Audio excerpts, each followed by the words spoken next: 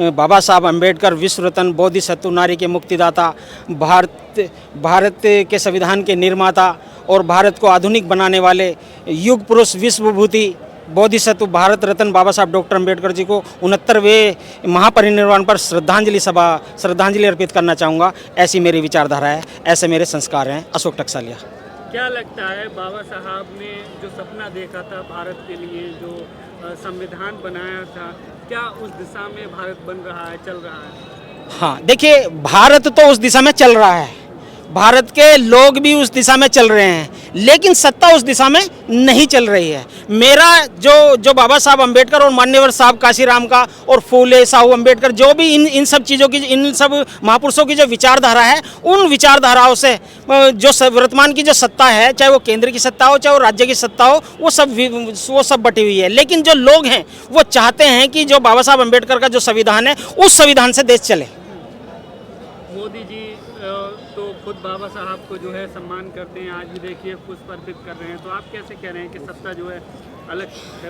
ये बाबा साहब अम्बेडकर का ही तो संविधान है, और ये सदन भी बाबा साहब अम्बेडकर का है, ये देश भी बाबा साहब अम्बेडकर का है, ये विचारधारा भी बाबा साहब अम्बेडकर की है। उसके बावजूद भी मैं बहुत साधुवाद देता हूं कि माननीय प्रधानमंत्री जी बाबा साहब अम्बेडकर के महापरिनिर्वाण दिवस पर श्रद्धांजलि सभा दे रहे हैं। लेकिन उन्हें ये भी देखना चाहिए कि उससे पहले जो लोग हैं अर्गनल बातें कर रहे हैं, जो आज दुनिया, वो भी खुद कह रहे हैं कि भारत के संविधान निर्माता की आज जो है ना 69वां महापरिनिर्वाण दिवस है। लेकिन उन्हीं के देश में, उन्हीं की सरकार में, उन्हीं के लोग, उन्हीं के समाज के लोग वो बाबा साहब अम्बेडकर को कह रहे हैं कि वो संविधान निर्माता नहीं है। भाई, ऐसे लोगों पे तो देशद्रोह का मुकदमा कर देना चाहिए, उनको सलाखों के पीछे डाल देना चाहिए।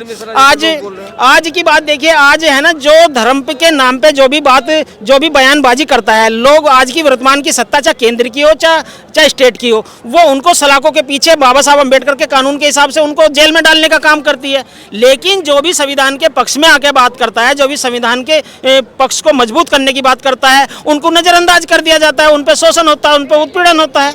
मैं आपको बात बता दूं, बड़ी गंभीर बात बता रहा हूं मैं आपको। 28 तारीख की है, मैं मेरठ का रहने वाला हूं। मेरठ में जो शोषित, पीड़ित, वंचित समाज के लोग हैं, वो सरकार के द्वारा दी हुई टेनरी बना के काम कर रहे हैं। और वहाँ के कुछ जो धार्मिक प्रवृत्ति के जो लोग हैं, असामाजिक तत्व के जो लोग हैं, वहाँ पर उन्होंने गोकशी के नाम पे वो उस पे वहाँ पे हमला कर देते हैं।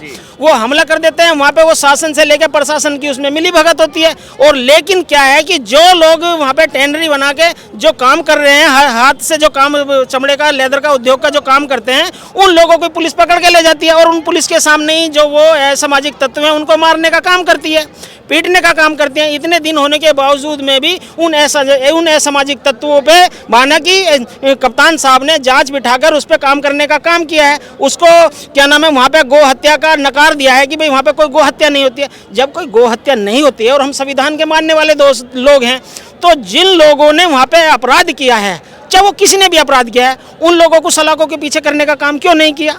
ये मैं बात बता रहा हूँ धार्मिक और संविधान की, क्योंकि वर्तमान में ये उत्तर प्रदेश की सरकार, ये उत्तर प्रदेश की नीति बताई मैंने आपको, और केंद्र की आपने बता दिया कि आज माननीय मोदी जी, हमारे आदरणीय प्रधानमंत्री, यशस्वी प्रधानमंत्री, वो आज नमन कर रहे हैं बाबा साहब अम्बेडकर को। लेकिन जब बाबा साहब अम्बेडकर को नमन करते हैं, तो जब उनकी तस्वीर लगाने की बात ग्वालियर में होती है, दिल्ली में होती है, तो उनको हटाने की बात करते हैं, उनको वहाँ लगने नहीं देते हैं। और जब ऑस्ट्रेलिया में तस्वीर, बाबा साहब की तस्वीर का अनावरण होता है, तो वहाँ पर उनको बधाई देते हैं। ये कैसा राष्ट्रवाद है? मैं चाहता हूं, अगर बाबा साहब अम्बेडकर की विचारधाराओं को आप आगे बढ़ाना चाहते हैं, संविधान को आगे बढ़ाना चाहते हैं, तो उनकी जो नीतियां है ना, उनको लागू करें ना।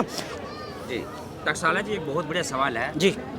इलाहाबाद हाई कोर्ट ने एक आदेश पारित किया है, जिसमें कि हिंदू धर्म को जो लोग त्यागेंगे, गैर मुस्लिम व ईसाई, उनको आरक्षण का लाभ मिलेगा, आरक्षण नहीं हटेगा। यानी जो दलित सिख बनेगा या बौद्ध बनेगा, उसका आरक्षण ऐसे ही रहेगा।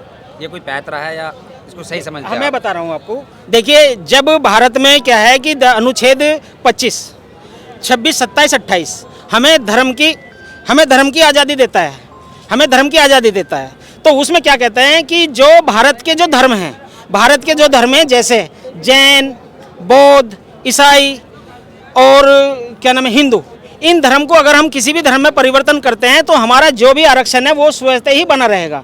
लेकिन जो बाहर से जो आए हुए धर्म हैं, जैसे मुस्लिम हैं और ईसाई है और जी बाहर के और जो भी धर्म हैं, यहूदी धर्म है, अगर हम उनको अपनाने का काम करते हैं तो जो भी हमारी आरक्षण से संबंधित सुविधाएं हैं वो सब निरस्त कर दी जाएंगी। ये निहित है संविधान के अंदर। इसमें ऐसा नहीं है कि सरकार कह रही है नहीं भाई, जो हमारा, क्योंकि ये जो कानून है ये भारत का संविधान है, जो भारत का कानून है। पर एक बात है यहाँ पर, जैसे कि आप बौद्ध बन जाते हैं लेकिन सर्टिफिकेट में आपके लिए लिखा होता है हिंदू, ऐसे क्यों?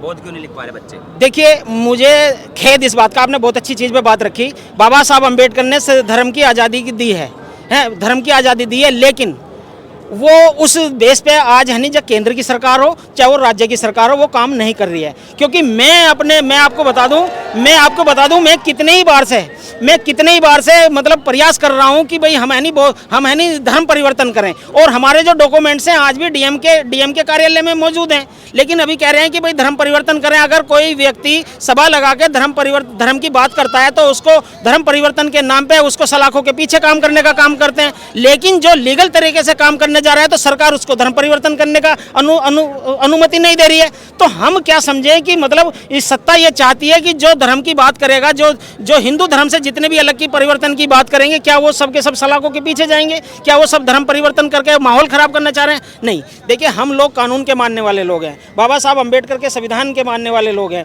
हम लोग है नहीं न्याय से, हर कोई भी लड़ाई न्याय से लड़ना चाहते हैं। हमें न्याय चाहिए। अगर हम धर्म परिवर्तन कर रहे हैं तो हमें धर्म परिवर्तन है ना हमारे कानून के हिसाब से हमें चाहिए। हम चाहते हैं कि जो बाबा साहब अम्बेडकर ने हमें फंडामेंटल दिए हैं, हमारे जो राइट दिए हैं, आप हमारे वो राइट लागू करें, और वो राइट हमारे वो राइट लागू करें। और जो भारत से ईवीएम, निजीकरण, पूंजीवाद और इसको समाप्त कर है नहीं, देश में मत पत्र लागू करके हम लोगों को मजबूत करने का काम करें, क्योंकि हमारी निजता कहीं ना कहीं खतरे में। और मैं बता दूं, बाबा साहब अम्बेडकर ने कि आज जो देश दुनिया है वो श्रद्धांजलि क्यों अर्पित कर रही है, मैं बता दूं, क्योंकि बाबा साहब अम्बेडकर ने कैसा संविधान दिया है, प्लीज़ ज़रा ध्यान दें।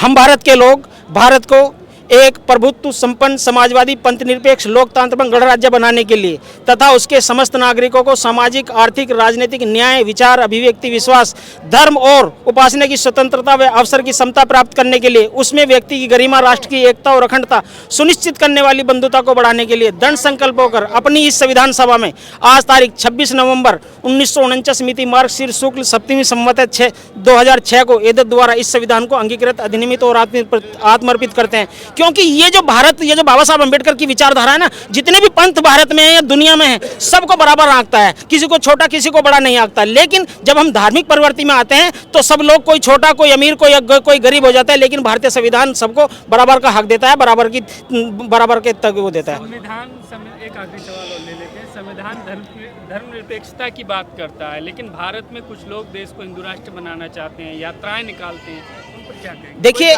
मैं फिर बता रहा हूँ, जो ये संविधान है, ये इसमें अनुमति दी गई है अपने धर्म की प्रचार प्रसार करने के लिए, इसमें अनुमति दी गई है। लेकिन राष्ट्र को ये भारत को एक हिंदू राष्ट्र बना देंगे या बौद्ध राष्ट्र बना देंगे या सिख राष्ट्र बना देंगे या मुस्लिम राष्ट्र बना देंगे, ये उनकी भूल है, कल्पना है। क्योंकि अभी सीजीआई, आपने सीजीआई देखा, सीजीआई का रिजल्ट वो देखा होगा, परिणाम उन्होंने बताया है कि संविधान की जो मूल भावनाएं हैं, जो मूल प्रारूप है, उसको है नहीं सदन भी छेड़छाड़ नहीं कर सकता, क्योंकि भारत एक धर्मनिरपेक्ष राष्ट्र है, तो वो धर्मनिरपेक्ष राष्ट्र ही रहेगा।